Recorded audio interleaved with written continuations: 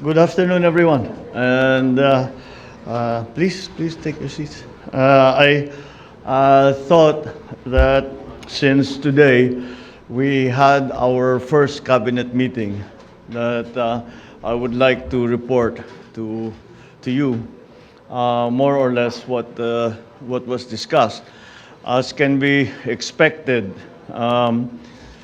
we I think we were there until 1 o'clock. We were there for 4 hours, but we were still weren't able to cover everything. Ang nakapag-present at we had the discussions where the economic team who were able to put out the general principles that they would like to do. Then followed by Inday Sara, who gave her ideas on how we will return slowly to face-to-face in the face-to-face education in the next semester. After which we talked with the Department of Transport at great length about some of the plans that we have to support the return of our students to face-to-face.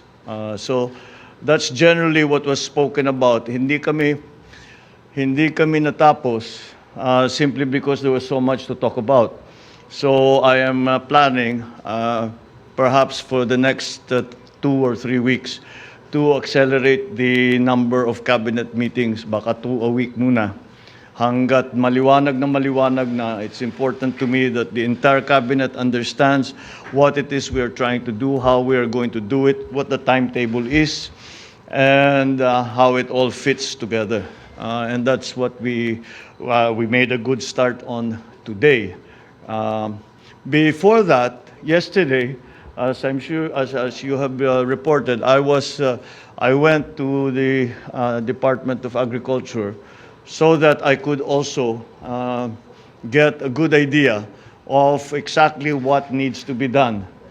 Because as I have stated so many times, the problems in the agricultural sector are primary to all that we are hoping to do. We cannot do many of the things unless we can see that the agricultural sector has strengthened.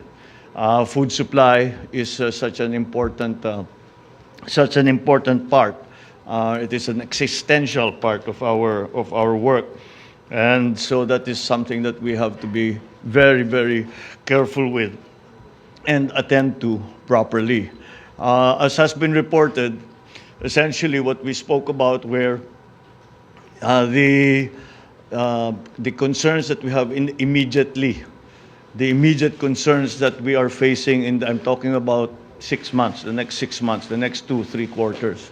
Yun ang aming pinag-uusapan na pag sinabi naming immediate. And that, of course, when I was in the Department of Agriculture, that was mostly concerned with the food supply in the next 2 quarters. I'm sure you are all aware of what's happening around the world. You have all seen the effects of the increasing food prices to all consumers everywhere. And this is what we are anticipating could happen if we are not well prepared. Many of the elements and many of the variables that have caused this food price crisis. There is enough food, but the price is too high. The food price crisis, many of the elements, if not all, have been variables over which we have no control. But nonetheless, we still have to feed our people, and so we still have to find strategies to make sure that those who are in need are supported by the government as best as we can do. So that is this, and then there is of course the long term. In the Department of Agriculture, where I talked about rebuilding the value chain from the research and development all the way to the retail, which is something I think I've been talking about ad nauseum already. I don't know if you need for me to explain it all again, but it really is just to ensure food supply in the Philippines at a price that is actually affordable. Because we always have to remember, it's all very well having food supply, but if no one can afford it, it's still not hindi pa rin hindi pa rin tayo nakatulong sa taong bayan. So those are the things that we discussed. In the cabinet meeting today, parang ganun din eh. We talked about immediate concerns, and then we had to talk about long-term concerns.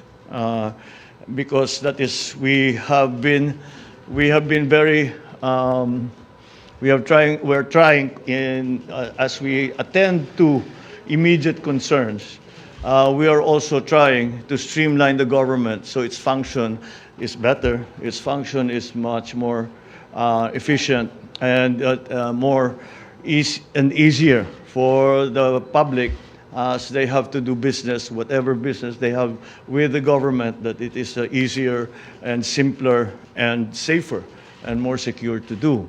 So these are the different things that, of course, we spoke to it in much greater detail. And I think we will, as I said, I think that I want to make sure that every department, every agency has already the plan in mind para coordinated naman ang ating cabinet, the secretaries with each other. So that's the general gist of yesterday's my attendance yesterday in the Department of Agriculture and the cabinet meeting that we had earlier today. So I think I will now open the floor to a few questions. Ms. Maricel Halili. Hi sir, magandang hapon po. Sir, Good afternoon. May we know kung ano po yung most important marching order ninyo to all the cabinet secretaries following the first cabinet meeting earlier? Oh, you cannot. I don't think we can say one. I think essentially is we got into much more detail, so there are no generalizations anymore. Kasi we've been talking anyway for 2 months. Matagal na naming pinag-usapan yung mga general concepts and general principles. So ang pinag-uusapan talaga namin is already what we are going to do, when we are going to do it, how we are going to do it, etc., etc., etc. So each department has got very different instructions. The only thing that we have to that it looks like is how that we have to realize how interconnected all the government is. That everything that's done on one hand affects the government in another place. Sometimes not to its advantage. So we have to be careful about doing all of that properly. So there isn't one single one. I suppose if there's one single one, is let's get our bureaucracy streamlined. I gave them. I said I will not. I give you a relatively free hand in deciding who you want to hire and how you want to change the structure of your department. If indeed that's what you want to do, but do it soon because we have work to do and we have to get to work immediately. I think there are some easy, not naman easy, but there are some things that are immediately accessible in the sense that we can start doing something about it already. The first thing that is an example of that was in Daisara's announcement that we have a plan for full face-to-face by November of this year. September, we will start a phased face-to-face schooling. And that face-to-face will end up in early November as already 100% attendance ng mga bata. Kasama dyan, we have to talk about also vaccination, etc., because there are going to be some issues that will be raised. So, as usual, I guess if I'm going to single out one instruction, that quickly, let's get this done quickly. As usual, we're nagmamadali. Of course, we're careful, but we're always in a hurry because we have to get much done in very little time. Sir, on other issue, are you going to have a meeting, sir, with Chinese Foreign Minister Wang Yi? And if you're going to meet with him, what will be the agenda? What will be the talking points, sir? Well, it's the usual agenda yes, I will meet with him. And the agenda, I am sure, will be to strengthen ties between China and the Philippines. And of course, to find ways to work to resolve the conflicts that we have. And one of the ways that I have consistently suggested is that we have our relationship not only on one dimension, yun lang West Philippine Sea. Let's add to that. Let's have the cultural exchanges, educational exchanges, even military, if that will be useful. Of course, the GTG has always been there. The private sector joint ventures have also been there. But I think that the more we do of that, the more it will help resolve the issues. I will also mention that it's an important player, an important actor in all of this in the region, in terms of the regional geopolitics, will be ASEAN. And even APEC, because they have an interest. They are stakeholders in this. So I think we can say that we need for those for them, for ASEAN, especially to be active for their member countries. So it's essentially always trying to find ways to improve relationships. And we have many proposals to them in the sense that, as I said, we would like for us to increase the scope. Wag lang yung West Philippines yung pinag-uusapan ng China at saka Pilipinas. Let's do other things too. And that way it will normalize our relationship. Sir, sorry, last na lang po on my part. When will be the meeting, sir? When will be? The meeting. I'm not sure. When is he scheduled to... Wala pang schedule yata eh. Okay. Thank you, sir. Thank you. Let's keep it down to one question each para makarami tayo. Mr. Neil Mercado, Inquirer.net. If you're not here, the question was, inflation rate soared to 6.1%, the highest since October 2018. Does the President have any concrete plan to address this? Paano matutulungan ng mga Pilipino umaaray na sa taas ng presyo ng bilihin? Yes, of course, the inflation rate is a problem, not only in the Philippines, but everywhere. Our inflation rate, anong pinote na inflation rate? Right now, What did the... 6.1. 6.1? Yes. I think that I will have to disagree with that number. We are not that high. We have crossed our targets were less 4% or less. Unfortunately, it looks like we may cross that threshold. Tatawid tayo sa 4%. That's why again we have to think about interest rate levels. But there is a conflicting force in that exchange rate levels.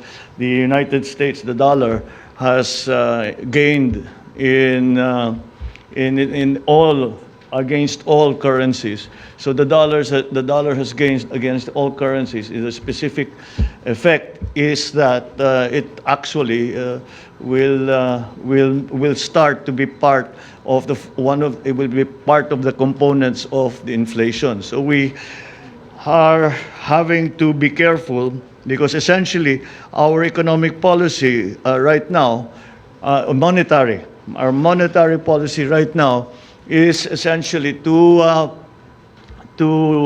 use interest rates to control the inflation rate. We are not looking specifically to the exchange rates. Now, what we are talking about, what we are specifically talking, what we are targeting is the inflation rate. So that's what we are doing. The increase in commodity prices are again something that happens. That the forces that have pushed the commodity prices up are again beyond our control. Much of our inflation is actually imported inflation. It is imported because it is the inflation on the products that have suffered inflation that we import. So sumama na yung inflation nila dun sa atin. So we have to when we analyze, we have to make those categorical differences so that to better understand really what the situation is. Ivan Mayrina, GMA7. One question, please. Mr. President, what support can the transport sector expect from the administration? Do we expect more or continued fuel subsidy? At gayon din po sa mga pasahero, what can they expect? Patuloy pa rin po ba yung libreng sakay? At i-expand po ba ito? Thank you. Okay, good. I'm glad you asked.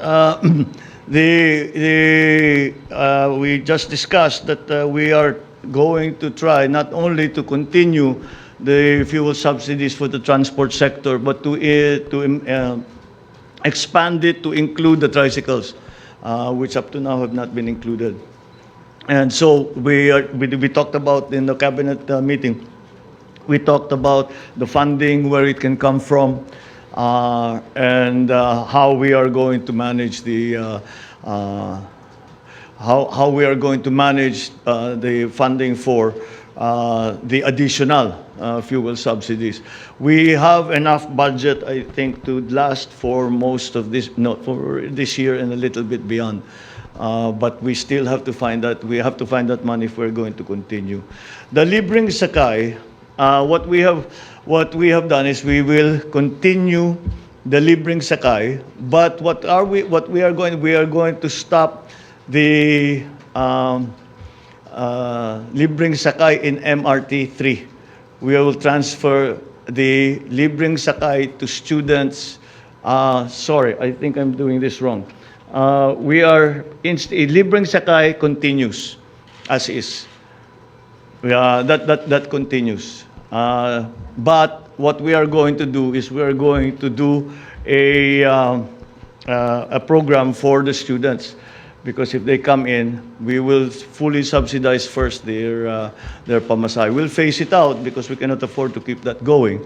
But students will ride for free on LRT 2, which is going to the university belt.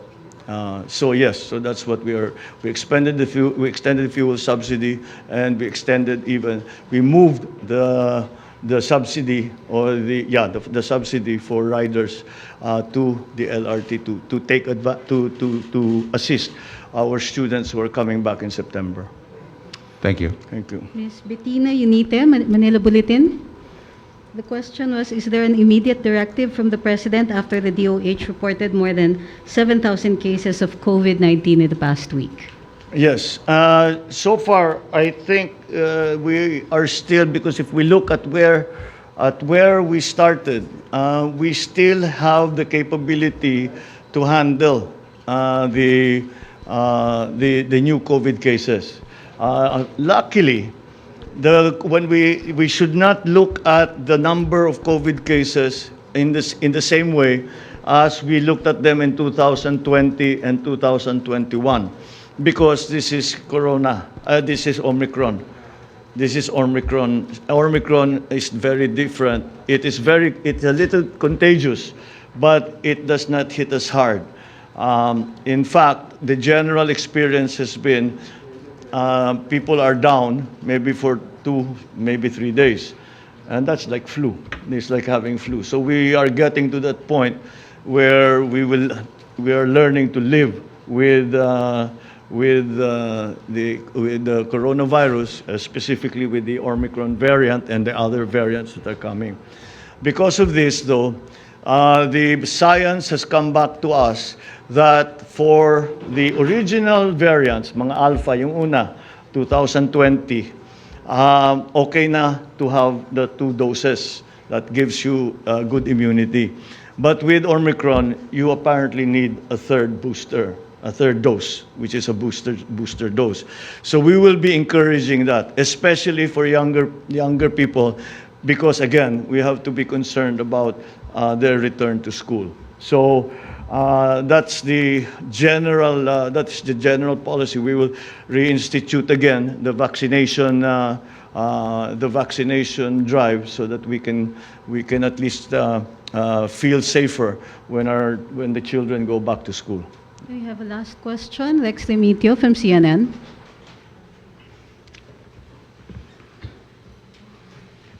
Mr. President, magandang hapon. Good afternoon. Okay, let's go to agri, no?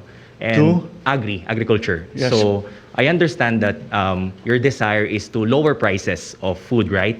So, are you inclined to approve additional import volumes for rice, chicken, sugar, to bring down prices? And if you have any indicative volume that you're looking at? It has been used, importation has been used as a price stabilization measure. I don't think that is the primary reason for the importation that we'll do now. As a matter of fact, we are going to try.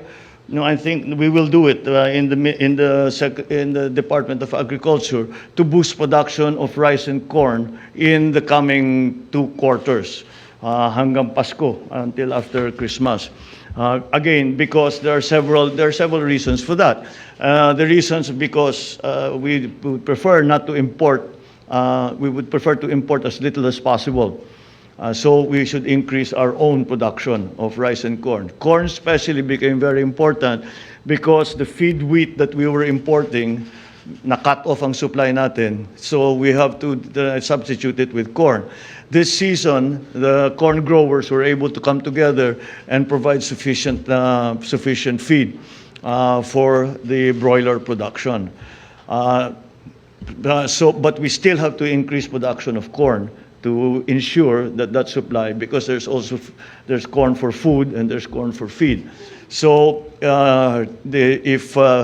if we are able to increase production sufficiently, then hopefully the importations. We really do not want. It's not really an import substitution measure.